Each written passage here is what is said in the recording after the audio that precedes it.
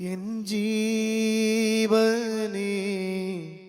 കാളും നീ വലിയതാണെനിക്ക്.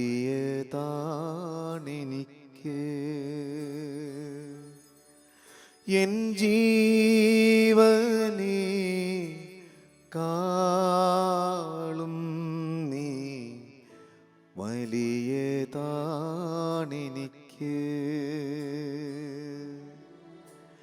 ആരാധന ആരാധന ആരാധന ആരാധന ആരാധന ആരാധന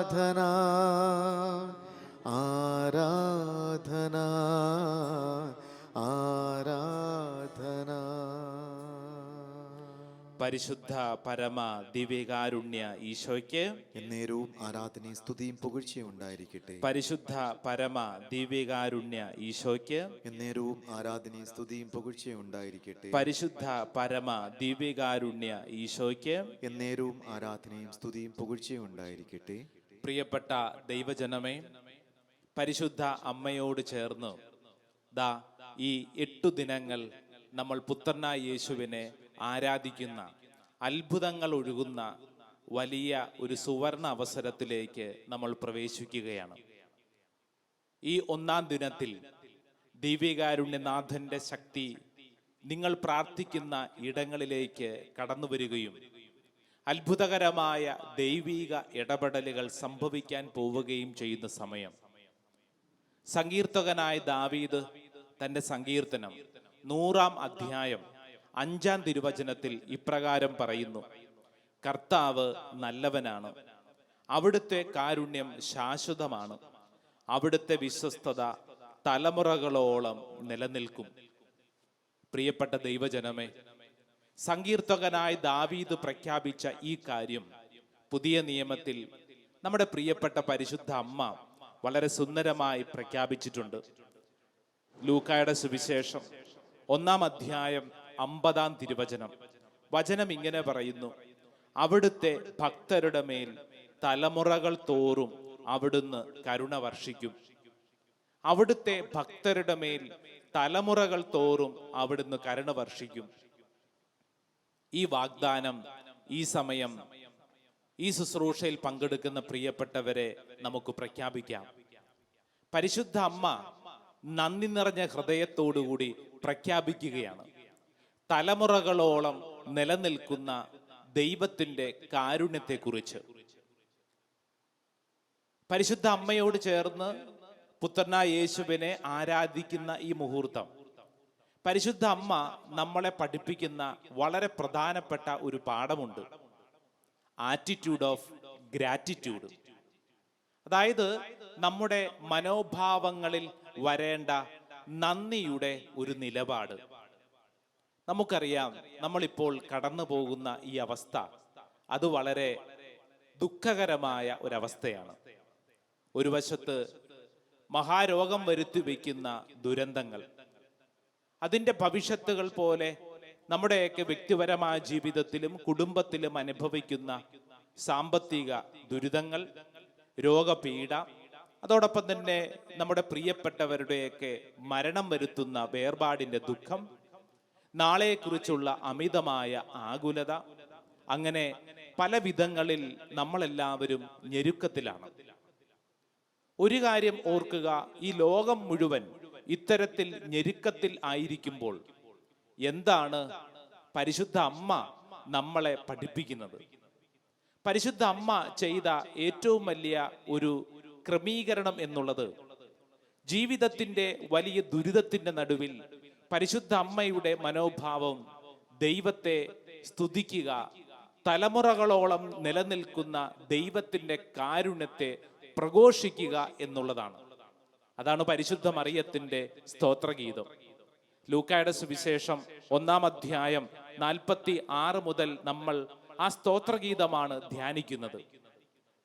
ഇന്ന് ഈ ശുശ്രൂഷയിൽ പങ്കെടുക്കുന്ന പ്രിയപ്പെട്ടവരെ, പരിശുദ്ധ അമ്മ നമ്മളോട് പറയുന്നു, ഈ ദുരിതത്തിനിടയിലും ദൈവത്തെ സ്തുതിക്കാൻ സാധിക്കട്ടെ. ഒരുപക്ഷെ ചുരുക്കം ചിലരുടെയെങ്കിലും മനസ്സിൽ ഒരു ചോദ്യമുണ്ട്, അതെങ്ങനെ സാധ്യമാകും? കാരണം ദൈവത്തെ സ്തുതിക്കാൻ മാത്രം ഒന്നും കാണുന്നില്ല. എല്ലാം നഷ്ടങ്ങളും ജീവിതത്തിലെ പരാജയങ്ങളും മാത്രം. അപ്പോൾ എന്തിനെ ഓർത്തുകൊണ്ടാണ് ദൈവത്തെ സ്തുതിക്കുന്നത്? ഈ ചോദ്യം പരിശുദ്ധ അമ്മയോട് ചോദിക്കുക. മറിയം എന്ന് പറയുന്ന വളരെ സാധാരണക്കാരിയായിട്ടുള്ള ഒരു പെൺകുട്ടി, ആ മറിയം എന്ന് പറയുന്ന പെൺകുട്ടിയോട് ദൈവത്തിന്റെ ദൂതൻ വന്നുവിട്ട് പറയുന്നു, ഇതാ നീ ഗർഭം ധരിക്കാൻ പോകുന്നു, നീ ഒരു കുഞ്ഞിനെ പ്രസവിക്കും. ഇവളുടെ അവസ്ഥ നമുക്ക് നന്നായിട്ടറിയാം. കല്യാണം കഴിച്ചിട്ടില്ല, പുരുഷനെ അറിഞ്ഞിട്ടില്ല. അപ്പോൾ ഇവളുടെ സ്വാഭാവികമായിട്ടുള്ള ഒരു ചോദ്യമുണ്ട്, ഇതെങ്ങനെ സംഭവിക്കും? ദൂതന്റെ മറുപടി നമുക്കൊക്കെ അറിയാം, ദൈവത്തിന്റെ ആത്മാവ് നിന്റെ മേൽ വരും, അത്യുന്നതന്റെ ശക്തി നിന്റെ മേൽ ആവസിക്കുന്നത് വഴിയായി അത്ഭുതകരമായ കാര്യങ്ങൾ സംഭവിക്കപ്പെടും. പ്രിയപ്പെട്ടവരെ, പിന്നീട് നമ്മൾ കാണുന്നത് പരിശുദ്ധ അമ്മ എലിസബത്തിനെ സന്ദർശിക്കാനായി പോകുന്നതാണ്. തിടുക്കത്തിൽ യാത്ര ചെയ്തു എന്നാണ് ബൈബിൾ വചനം പറയുന്നത്. അത്രമേൽ ധൃതിയിൽ എലിസബത്തിനെ കാണാൻ ചെല്ലുന്നു. എലിസബത്തിന്റെ അവസ്ഥയെ നമുക്കറിയാം. എലിസബത്ത് പ്രായമേറെയായി. ബൈബിൾ വചനം ആദ്യം പറഞ്ഞത് വന്ധ്യയാണ്, ഒരു കുഞ്ഞിനെ ഗർഭം ധരിക്കാനുള്ള ശേഷിയൊന്നുമില്ല. എന്നാൽ ഇത് അത്ഭുതകരമായി ഒരു ദൈവിക ഇടപെടൽ ആ സ്ത്രീയുടെ ജീവിതത്തിൽ സംഭവിക്കുന്നു. ഗർഭിണിയായ എലിസബത്ത്. പരിശുദ്ധ മറിയത്തിന്റെ കാര്യവും പറയേണ്ടതില്ലല്ലോ. എന്ന് പറഞ്ഞു കഴിഞ്ഞാൽ നമ്മൾ കൃത്യമായിട്ടൊരു കാര്യം തിരിച്ചറിയണം, ലോകത്തിന്റെ മുമ്പിൽ അത്ര സുഖകരമായ ഒരു കാര്യമൊന്നുമല്ല. ബുദ്ധി കൊണ്ട് അളന്നു കഴിഞ്ഞാൽ മനസ്സിലാക്കാൻ പറ്റാത്ത ഒരു കാര്യം. ഇതിന്റെ നടുവിലാണ് ദാ എലിസബത്ത് ഗർഭിണിയായിരിക്കുന്നത്, പരിശുദ്ധ അമ്മ ഗർഭിണിയാവുന്നത്. പ്രിയപ്പെട്ടവരെ, ഇപ്രകാരമുള്ള ഈ അന്തരീക്ഷത്തിൽ ജീവിതത്തിന്റെ വലിയൊരു പ്രതിസന്ധിയുടെ നടുവിൽ നമുക്കറിയാം, യഹൂദ പാരമ്പര്യമൊക്കെ പഠിക്കുമ്പോൾ കല്ലെറിഞ്ഞ് കൊല്ലപ്പെടാൻ മാത്രമുള്ള എല്ലാവിധത്തിലുള്ള സവിശേഷതകളും ദാ ഇപ്പോൾ മറിയത്തിനുണ്ട്. കാരണം ആ നാട്ടിലെ നാട്ടുനടപ്പ് അങ്ങനെയാണ്. എന്നാൽ പരിശുദ്ധ മറിയം എടുക്കുന്ന നിലപാട് എന്താണ്? ജീവിതത്തിന്റെ ദുരിതത്തിനിടയിൽ ദൈവത്തെ സ്തുതിക്കാൻ ഒരു തീരുമാനം. തലമുറകളോളം നിലനിൽക്കുന്ന ദൈവത്തിന്റെ കാരുണ്യത്തെ ജനതയുടെ ഇടയിൽ ഏറ്റുപറയാൻ എടുക്കുന്ന ഒരു തീരുമാനം. ഈ മഹാദുരിതത്തിന്റെ നാളുകളിൽ നമ്മൾ എടുക്കേണ്ട നിലപാടും അതുതന്നെയാണ്. ദൈവത്തെ സ്തുതിക്കാനുള്ള ഒരു നിലപാട്. നമ്മൾ അനുഭവിക്കുന്ന രോഗത്തെ ഓർത്ത്, കഷ്ടപ്പാടിനെ ഓർത്ത് ദൈവത്തെ സ്തുതിക്കാനുള്ള ഒരു നിലപാട്. എൻ്റെ പ്രിയപ്പെട്ടവരെ, പരാതിയും പിറുപിറുപ്പും അസ്വസ്ഥതകളുമായിട്ട് കഴിഞ്ഞാൽ ജീവിതത്തിൽ ഒരിക്കലും അത്ഭുതങ്ങൾ കാണാൻ സാധ്യമല്ല. വിശുദ്ധ ഗ്രന്ഥത്തിലെ 2 ചെറിയ അത്ഭുതങ്ങൾ നിങ്ങളുടെ മുമ്പിൽ ഈ സമയം ഓർമ്മയിൽ കൊണ്ടുവരികയാണ്. ഒന്ന്, യോഹന്നാന്റെ സുവിശേഷത്തിൽ അവതരിപ്പിക്കുന്നതാണ്. യോഹന്നാന്റെ സുവിശേഷത്തിലെ 5 അപ്പം 10,000 വീതം വെച്ചു കൊടുക്കുന്ന ആ മനോഹരമായിട്ടുള്ള സംഭവമുണ്ടല്ലോ. 6-ാം അധ്യായം 11-ാം തിരുവചനം വായിക്കുമ്പോൾ നമ്മൾ ഇങ്ങനെ കണ്ടെത്തുന്നു, 5 ബാർലിയപ്പവും 2 മീനും കൈവശമുള്ള ഒരു കുട്ടി ഇവിടെയുണ്ട്. എന്നാൽ ഇത്രയും പേർക്ക് അതെന്തുണ്ട്? യേശു പറഞ്ഞു, ആളുകളെയെല്ലാം ഭക്ഷണത്തിനിരുത്തുവിൻ. ആ സ്ഥലത്ത് പുല്ല് തഴച്ചു വളർന്നിരുന്നു. 5000-ഓളം വരുന്ന പുരുഷന്മാർ അവിടെ ഇരുന്നു. അനന്തരം യേശു അപ്പമെടുത്ത് കൃതജ്ഞതാ സ്തോത്രം ചെയ്ത് അവർക്ക് വിതരണം ചെയ്തു. അതുപോലെ തന്നെ മീനും വേണ്ടത്ര നൽകി. യേശു എന്തു ചെയ്തു? യേശു ചെയ്ത പ്രവൃത്തി കൃത്യമായിട്ട് പറയുന്നു. കൃതജ്ഞതാ സ്തോത്രം ചെയ്തു, നന്ദി പറഞ്ഞു പ്രാർത്ഥിച്ചു. കയ്യിലുള്ള കുറവിനെ നോക്കിക്കൊണ്ടല്ല, മറിച്ച് സമൃദ്ധി നൽകുന്ന ദൈവത്തെ ഓർത്തുകൊണ്ട്, സ്വർഗത്തിലേക്ക് നോക്കിക്കൊണ്ട് ദൈവത്തെ സ്തുതിച്ച അവസരത്തിൽ ആ 5 അപ്പം 10,000 വിശപ്പ് കെടുത്തുന്ന ഭക്ഷണമായിട്ട് മാറി. പ്രിയപ്പെട്ടവരെ, നന്ദി പറഞ്ഞു പ്രാർത്ഥിക്കുമ്പോൾ സംഭവിക്കുന്ന ഏറ്റവും വലിയ കാര്യമാണ് യോഹന്നാന്റെ സുവിശേഷം പഠിപ്പിക്കുന്നത്. ജീവിതത്തിന്റെ കാഴ്ചപ്പാടുകൾ മാറും എന്ന് മാത്രമല്ല, അത്ഭുതങ്ങൾ നമ്മുടെ ജീവിതത്തിലോട്ട് കടന്നു വരാൻ തുടങ്ങും. യോഹന്നാന്റെ തന്നെ സുവിശേഷം നമ്മുടെ മുമ്പിൽ മനോഹരമായിട്ട് അവതരിപ്പിക്കുന്നത് 11-ാം അധ്യായം 11-ാം അധ്യായത്തിൽ ലാസറിനെ കുറിച്ചുള്ള ഓർമ്മപ്പെടുത്തലാണ്. 11-ാം അധ്യായം 41-ാം തിരുവചനം ഇങ്ങനെയാണ്: അവർ കല്ലെടുത്തു മാറ്റി. യേശു കണ്ണുയർത്തി പറഞ്ഞു, പിതാവേ, അങ്ങന്റെ പ്രാർത്ഥന ശ്രവിച്ചതിനാൽ ഞാൻ അങ്ങേക്ക് നന്ദി പറയുന്നു. നമ്മൾ ശ്രദ്ധിക്കേണ്ട ഒരു കാര്യം ഒരത്ഭുതത്തെ കുറിച്ചുള്ള കാഴ്ചപ്പാടാണ്. ഈ അത്ഭുതം എങ്ങനെയാണ് സംഭവിച്ചത്? ദൈവത്തെ നന്ദി പറഞ്ഞു പ്രാർത്ഥിക്കുന്ന ഒരു നിലപാടെടുക്കുമ്പോൾ അത്ഭുതം സംഭവിക്കുന്നു. ലാസറിന്റെ ശവകുടീരത്തിന് മുമ്പിൽ ചീഞ്ഞളിഞ്ഞിരിക്കുന്ന അവന്റെ ശരീരം കല്ലറയ്ക്കുള്ളിൽ യേശു എന്തു പറഞ്ഞു? യേശു ആ കല്ലറയുടെ മുമ്പിൽ നിന്നുകൊണ്ട് മനോഹരമായിട്ടുള്ളൊരു പ്രാർത്ഥന അവിടെ നിൽക്കുന്ന ഓരോ മനുഷ്യന്റെ ഹൃദയത്തിൽ സ്പർശിക്കണം എന്ന് ആഗ്രഹിച്ചുകൊണ്ട് ചെയ്യുകയാണ്. ആ സമൂഹത്തിന്റെ മുമ്പിൽ ചെയ്യുമ്പോൾ ആ സമൂഹം ഓർത്തിരിക്കണം. എന്തിനു വേണ്ടി? യേശു പ്രാർത്ഥിച്ച പ്രാർത്ഥന നമ്മളൊക്കെ അനുകരിക്കണമെന്ന് പഠിപ്പിക്കുകയാണ്. പ്രിയപ്പെട്ടവരെ, ഈശോ എന്താ ചെയ്തേ? കല്ലറയ്ക്ക് മുമ്പിൽ നിന്നുകൊണ്ട് ഈശോ പ്രാർത്ഥിച്ചു, ദൈവമേ, നന്ദി പറഞ്ഞു പ്രാർത്ഥിക്കുന്നു, നന്ദി പറഞ്ഞു പ്രാർത്ഥിക്കുന്നു. നന്ദി പറഞ്ഞു പ്രാർത്ഥിച്ചപ്പോൾ സംഭവിച്ച കാര്യം, അടഞ്ഞ കല്ലറ തുറക്കപ്പെട്ടു. മരിച്ച ലാസർ ഇതാ പുറത്തു വന്നു എന്ന് പറയുമ്പോൾ ഒരത്ഭുതം സംഭവിക്കണമെങ്കിൽ ചെയ്യേണ്ട ഒരു വലിയ നിലപാട് ദൈവത്തെ സ്തുതിക്കുക എന്നുള്ളതാണ്. Attitude of gratitude. നമ്മുടെയൊക്കെ ജീവിതത്തിൽ ഈ നന്ദി പറഞ്ഞു പ്രാർത്ഥിക്കുന്ന മനോഭാവം വളർത്തിയെടുത്താൽ അത്ഭുതങ്ങൾ സംഭവിക്കും. ഈ മഹാദുരിതത്തിന്റെ നാളുകളിൽ ദൈവം നമ്മിൽ നിന്നും ആഗ്രഹിക്കുന്നതും ഇത് തന്നെയാണ്. ജീവിതത്തിൽ ഒത്തിരി കുറവുകളുണ്ട്. ആ കുറവുകളെല്ലാം ദൈവ തിരുമുമ്പിൽ സമർപ്പിച്ച് അത് നന്ദിയുടെ പ്രാർത്ഥനകളാക്കി മാറ്റുക. പ്രിയപ്പെട്ടവരെ, അങ്ങനെ ചെയ്യുമ്പോൾ അത്ഭുതങ്ങൾ നമ്മുടെ ജീവിതത്തിൽ കരകവിഞ്ഞൊഴുകാൻ തുടങ്ങും. ഈ മനോഭാവം ഈ ധ്യാന ചിന്തയുടെ 1-ാം ദിവസത്തിൽ പരിശുദ്ധ അമ്മ വഴി നമുക്കൊക്കെ ചൊരിയപ്പെടുകയാണ്. തലമുറകൾ തോറും അവിടുത്തെ കരുണ വർഷിക്കപ്പെടുമെന്നുള്ള പരിശുദ്ധ അമ്മയുടെ ആ ശക്തമായിട്ടുള്ള പ്രഘോഷണം ഈ ശുശ്രൂഷയിൽ പങ്കെടുക്കുന്ന സകലരിലേക്കും വ്യാപരിക്കപ്പെടട്ടെ. ഏതെങ്കിലുമൊക്കെ കാരണത്തെ ഓർത്തുകൊണ്ട് സങ്കടപ്പെടുകയും ഞാൻ ഇങ്ങനെ ആയല്ലോ, എൻ്റെ ജീവിതം തീർന്നല്ലോ എന്നൊക്കെ ചിന്തിക്കുന്നവരുണ്ടെങ്കിൽ ഇതാ നിനക്ക് വേണ്ടി ദൈവത്തിൻ്റെ ആത്മാവ് വലിയ ഒരു അനുഗ്രഹം ചൊരിയാൻ ആഗ്രഹിക്കുന്നു. നിന്റെ മനോഭാവത്തെ നീ മാറ്റുക. നന്ദി പറഞ്ഞു പ്രാർത്ഥിക്കുക. ഇല്ലായ്മ ഓർത്തുകൊണ്ട് നന്ദി പറഞ്ഞു പ്രാർത്ഥിക്കുക. ഞാൻ ഓർക്കുന്ന ഒരു സംഭവം നിങ്ങളോടൊന്ന് പങ്കുവയ്ക്കാം. പ്രിയപ്പെട്ടവരെ, നാളുകൾക്ക് മുമ്പ് ഒരു ക്യാൻസർ രോഗിയുടെ അടുക്കൽ ചെന്ന് പ്രാർത്ഥിക്കാൻ ചെന്നതാണ്. ഈ ക്യാൻസർ രോഗിയുടെ അവസ്ഥ എന്ന് പറയുന്നത് വളരെ ദാരുണമാണ്. വളരെ വേദന അനുഭവിച്ച് കിടക്കുന്ന ഈ രോഗി ദൈവവിചാരമോ പ്രാർത്ഥനയോ പള്ളിയോ ഒന്നുമില്ല, ഒറ്റപ്പെട്ട് കഴിയുകയായിരുന്നു. പ്രിയപ്പെട്ടവരെ, ഇദ്ദേഹത്തെ കാണാൻ വേണ്ടി ചെന്നപ്പോൾ അദ്ദേഹത്തിന്റെ കുടുംബക്കാരെന്ന് പറയുന്നവർ ഇങ്ങനെ പറഞ്ഞു, അച്ഛാ, അങ്ങോട്ട് അടുപ്പിക്കുക പോലുമില്ല, എപ്പോഴും ചീത്ത പറഞ്ഞുകൊണ്ടിരിക്കും, എപ്പോഴും ഈ നാവിൽ തുപ്പിക്കൊണ്ടിരിക്കും, ആകപ്പാട് അസ്വസ്ഥതയാണ്. അപ്പൊ അച്ഛാ, ഈ അസ്വസ്ഥതയുടെ നടുവിൽ അച്ഛനൊക്കെ അങ്ങോട്ട് ചെല്ലുമ്പോൾ സൂക്ഷിക്കണം. പ്രിയപ്പെട്ടവരെ, ഈ ക്യാൻസർ രോഗിയുടെ അടുക്കെ ചെന്ന് ഞങ്ങൾ ഒരു പറ്റം പ്രാർത്ഥനാ ഗ്രൂപ്പുകാരുണ്ട്, ഞങ്ങൾ അവിടെ ചെന്ന് ഞങ്ങൾ പറഞ്ഞു നമുക്ക് സ്തുതിച്ച് പ്രാർത്ഥിക്കാം. അപ്പൊ അവിടെയുള്ളവർ ഉടനെ തന്നെ ചിന്തിച്ചു, ഇതെന്താണ് ഈ ചെയ്യാൻ പോകുന്നത്? കാരണം ഒരു ക്യാൻസർ രോഗിയുടെ അടുക്കെ ചെന്ന് ക്യാൻസർ രോഗത്തെ ഓർത്ത് സ്തുതിക്കാൻ പറ്റുമോ? പക്ഷേ ആ നിലപാട് ഞങ്ങൾ സ്വീകരിച്ചു. ഞങ്ങൾ നിന്ന് സ്തുതിക്കാൻ തുടങ്ങി. ഞങ്ങൾ സ്തുതിച്ചുകൊണ്ടിരുന്നപ്പോൾ കണ്ട കാഴ്ച എന്തെന്നറിയോ?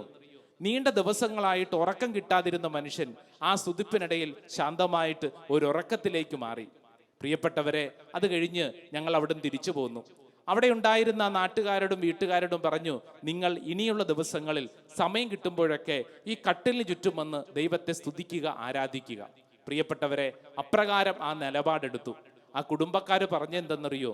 അച്ഛാ, നീണ്ട നാളായി ഉറങ്ങാതിരുന്നൊരു വ്യക്തിയാണ് അദ്ദേഹം. ആ സ്തുതിപ്പിനിടയിൽ ഉറങ്ങിയെന്ന് മാത്രമല്ല, പിന്നീടുള്ള ദിവസങ്ങളിൽ ആ സ്തുതിപ്പിന് വേണ്ടി അദ്ദേഹം ആഗ്രഹിച്ചു. കുറച്ച് ദിവസങ്ങൾക്കുള്ളിൽ മരിച്ചു പോകുമെന്ന് പറഞ്ഞ ആ വ്യക്തിയാണ്. പക്ഷെ അച്ഛാ, ഇപ്പോഴും ജീവിച്ചിരിപ്പുണ്ട്. അദ്ദേഹത്തിന് ഈ സ്തുതി പ്രാർത്ഥന വളരെ ഇഷ്ടമാണ്.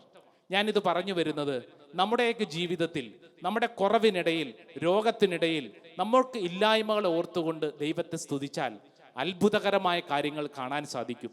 വിശുദ്ധ പൗലോസ്ലീഹ ഫിലിപ്പിയർക്ക് എഴുതിയ ലേഖനം 4-ാം അധ്യായം 4-ാം വചനം പറയുന്നത് നിങ്ങൾ എപ്പോഴും സന്തോഷിക്കുവിൻ എന്നുള്ളതാണ്. നമുക്കറിയാവുന്ന ഈ വചനം നമ്മൾ ശ്രദ്ധിക്കണം. ഈ വചനം വിശുദ്ധ പൗലോസ്ലീഹ എഴുതുന്നത് എവിടെ വെച്ചാണ്? അദ്ദേഹം കാരാഗ്രഹത്തിനുള്ളിൽ കിടക്കുമ്പോഴാണ്.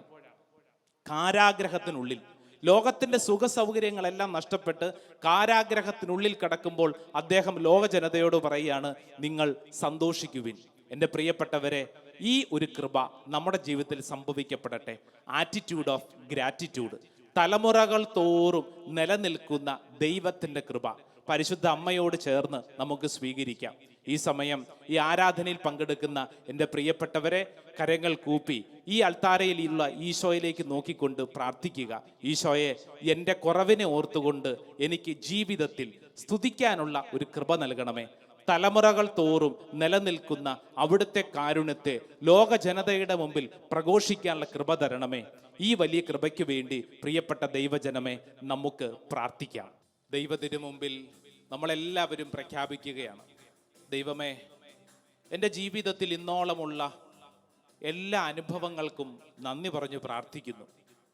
ഈ ദുരിതത്തെ ഓർത്തുകൊണ്ടും ജീവിതത്തിൽ ഞാൻ കടന്നു പോകുന്ന കഷ്ടപ്പാടിനെ ഓർത്തുകൊണ്ടും നന്ദി പറഞ്ഞു പ്രാർത്ഥിക്കുന്നു. നമുക്ക് ഒരുമിച്ച് പാടി പ്രാർത്ഥിക്കാം. നീ കർത്താവാണെന്നും നീ ദൈവമാണെന്നും ഞാൻ വിശ്വസിക്കുന്നു, ഞാൻ പ്രഖ്യാപിക്കുന്നു, യേശുവേ രക്ഷക. ഇതൊരു വിശ്വാസ പ്രഖ്യാപനമാണ്. നമുക്ക് ഒരുമിച്ച് പാടി നമുക്ക് പ്രാർത്ഥിക്കാം.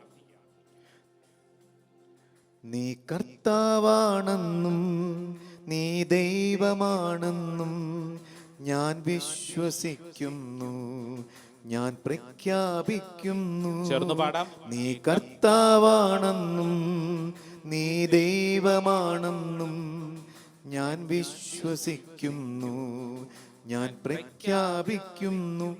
യേശുവേ രക്ഷക, കർത്താവേ നാഥനേ. ചേർന്ന് പാടാം. യേശുവേ രക്ഷക, കർത്താവേ നാഥനേ. ഒരിക്കൽ കൂടെ നീ കർത്താവാണ്. യേശുവേ രക്ഷക, കർത്താവേ നാഥനേ. യേശുവേ രക്ഷക, രക്ഷക, കർത്താവേ കർത്താവേ നാഥനേ. നാഥനേ.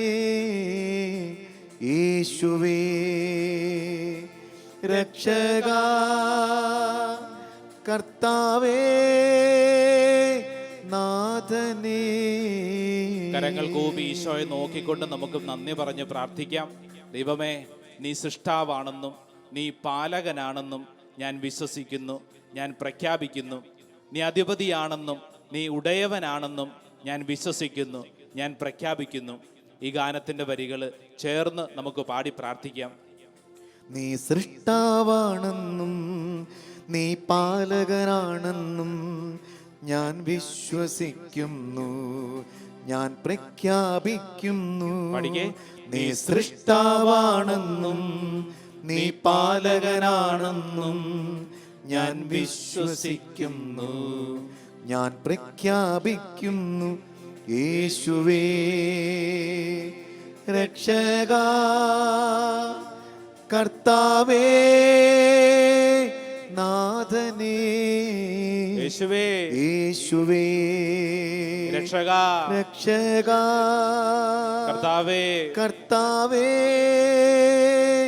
നാഥനേ. യേശുവേ യേശുവേ രക്ഷക, രക്ഷക, കർത്താവേ കർത്താവേ നാഥനേ. പ്രിയപ്പെട്ട ദൈവജനമേ, ഈ ആരാധനയിൽ പങ്കെടുത്ത് പ്രാർത്ഥിക്കുന്ന സമയം രണ്ട് കരങ്ങളും സ്വർഗത്തിലേക്ക് ഉയർത്തിപ്പിടിച്ച് നമുക്കൊന്ന് സ്തുതിച്ച് പ്രാർത്ഥിക്കാം. ജീവിതത്തിന്റെ കുറവുകളെ കുറിച്ച് സമർപ്പിച്ച് പ്രാർത്ഥിക്കാം. ഇന്ന് നമ്മൾ കടന്നു പോകുന്ന രോഗങ്ങൾ, പീഡകൾ, അസ്വസ്ഥതകൾ അവയെല്ലാം സമർപ്പിച്ച് ദൈവത്തിന് നന്ദി പറഞ്ഞ് പ്രാർത്ഥിക്കാം. അപ്രകാരം നന്ദി പറയുമ്പോൾ അത്ഭുതകരമായ കാര്യങ്ങൾ നമ്മുടെ ജീവിതത്തിൽ ദൈവം ചൊരിയും. രണ്ട് കരങ്ങൾ ഉയർത്തിപ്പിടിച്ചേ നമുക്കൊന്ന് സ്തുതിച്ചൊന്ന് പ്രാർത്ഥിക്കാം. ഹല്ലേലൂയാ, ഹല്ലേലൂയാ, ഹല്ലേലൂയാ. യേശുവേ ആരാധന, ആരാധന, ആരാധന, ആരാധന, ആരാധന, ആരാധന. ദൈവമേ നന്ദി പറഞ്ഞ് പ്രാർത്ഥിക്കുന്നു. ഞങ്ങളുടെ ജീവിതത്തിലേക്ക് ഇന്നോളം ചൊരിയപ്പെട്ടിട്ടുള്ള നന്മകൾ ഓർത്ത് നന്ദി പറഞ്ഞ് പ്രാർത്ഥിക്കുന്നു.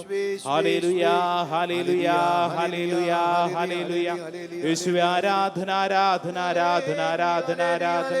ഹല്ലേലൂയാ, ഹല്ലേലൂയാ, ഹല്ലേലൂയാ. യേശുവേ ആരാധന, ആരാധന, ആരാധന. പ്രിയപ്പെട്ട ദൈവജനമേ, രണ്ട് കരങ്ങളും നെഞ്ചോട് ചേർത്ത് കണ്ണുകളടച്ച് ഈ ആരാധനയിൽ പങ്കെടുക്കുമ്പോൾ പരിശുദ്ധ അമ്മ വഴി നമ്മളോട് ഇതാ ദൈവ സാന്നിധ്യം പഠിപ്പിക്കുന്ന കാര്യം ജീവിതത്തിൻ്റെ ദുരിതങ്ങൾ ഓർത്ത് സ്തുതിക്കുക എന്നുള്ളതാണ്. കണ്ണുകളടച്ചൊരു നിമിഷം ചിന്തിച്ചു നോക്കിക്കേ. ഒരുപക്ഷെ സ്തുതിക്കാൻ മാത്രം ഒരു കാരണവും നമ്മുടെ ഉള്ളിലുണ്ടാവില്ല. എന്നാൽ ഇന്നലകളിൽ ദൈവം നടത്തിയ വഴികൾ ഓർക്കുക. എത്രയോ അത്ഭുതകരമായിട്ടാണ് ദൈവം ഈ ദുരിതത്തിനിടയിലും നിന്നെ നിലനിർത്തിയിരിക്കുന്നത്. തലമുറകളോളം നിലനിൽക്കുന്ന ദൈവത്തിൻ്റെ കാരുണ്യം. പ്രിയപ്പെട്ടവരെ, മറ്റുള്ളവരെ വെച്ചുകൊണ്ട് താരതമ്യം ചെയ്യേണ്ടതില്ല. നിന്റെ ജീവിതത്തിൽ ദൈവം ചൊരിഞ്ഞിട്ടുള്ള അനുഗ്രഹങ്ങൾ അത് നിന്റെ ഹൃദയത്തിൽ തെളിഞ്ഞു വരട്ടെ.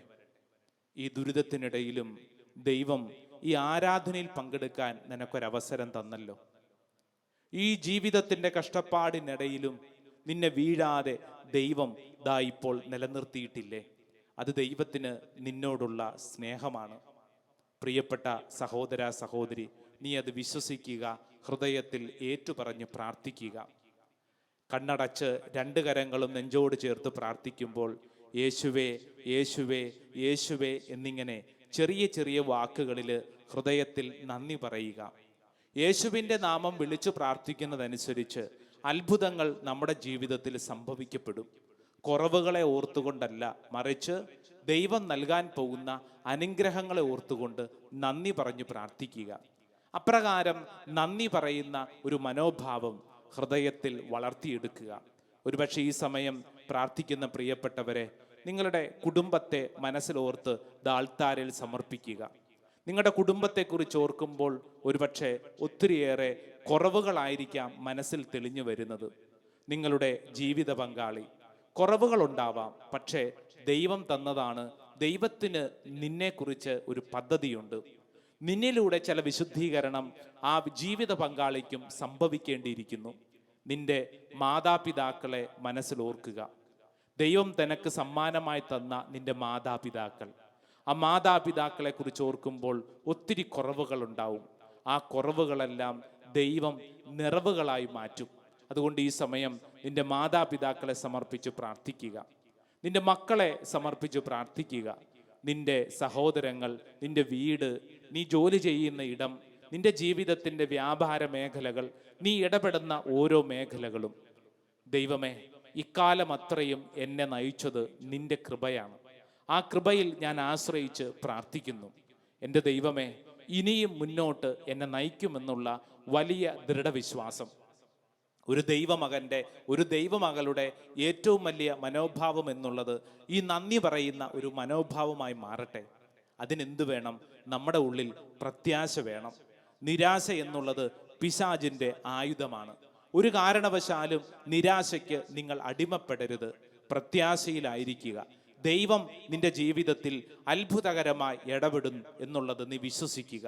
ഇക്കാലം അത്രയും നിന്നെ നയിച്ച ദൈവം ഇനിയും നിന്നെ നയിക്കും. സങ്കീർത്തനം 100-ാം അധ്യായം 5-ാം വചനം നീ ഹൃദയത്തിൽ ഉറപ്പിച്ചുകൊള്ളുക. തലമുറകളോളം നിലനിൽക്കുന്ന ദൈവത്തിൻ്റെ കാരുണ്യം നിന്റെ മേലും നിന്റെ കുടുംബത്തിൻ്റെ മേലും സംഭവിക്കട്ടെ. പരിശുദ്ധ അമ്മ പ്രഖ്യാപിച്ചത്, ജീവിതത്തിൻ്റെ ദുരിതത്തിനിടയിൽ പ്രഖ്യാപിച്ചത് നിന്നിൽ സംഭവിക്കപ്പെടട്ടെ. തലമുറകളോളം നിലനിൽക്കുന്ന ദൈവത്തിൻ്റെ കാരുണ്യം ദാ ഈ സമയം യേശുവിൻ്റെ ആശീർവാദം സ്വീകരിക്കുമ്പോൾ നീ ഉറപ്പിച്ചുകൊള്ളുക, എൻ്റെ ദൈവമേ, ഇതെൻ്റെ മേൽ മാത്രമല്ല, എൻ്റെ ജീവിതത്തിൻ്റെ സമസ്ത ഇടപാടുകളുടെ മേലും, എൻ്റെ ജീവിതത്തിൽ ഞാൻ കടന്നു പോകുന്ന ഓരോ ദുരിതത്തിൻ്റെ മേലും ഒരു സ്തുതിയുടെ ആശീർവാദമായി മാറട്ടെ. കൈകൾ കൂപ്പി ഈശോയെ നോക്കി ആശീർവാദം സ്വീകരിക്കുമ്പോൾ നമുക്ക് ഒരുമിച്ച് പ്രാർത്ഥിക്കാം. ബാബായ്ക്കും പുത്രനും പരിശുദ്ധ റൂഹായ്ക്കും സ്തുതിയായിരിക്കട്ടെ. ആ വലിയ ആഗ്രഹം നമ്മുടെ ഹൃദയത്തിൽ, എന്തിനുള്ള ആഗ്രഹം? ജീവിതത്തിൻ്റെ ദുരിതത്തിനിടയിൽ തലമുറകൾ തോറും നിലനിർത്തുന്ന ദൈവത്തിൻ്റെ കാരുണ്യത്തെ പ്രഘോഷിക്കാനുള്ള വലിയൊരു മനസ്സ് ദാ നമുക്കെല്ലാവർക്കും ദൈവം നൽകുന്നു. നമുക്ക് ഒരുമിച്ച് കരങ്ങൾ കൂപ്പി ചേർന്ന് പാടി പ്രാർത്ഥിക്കാം.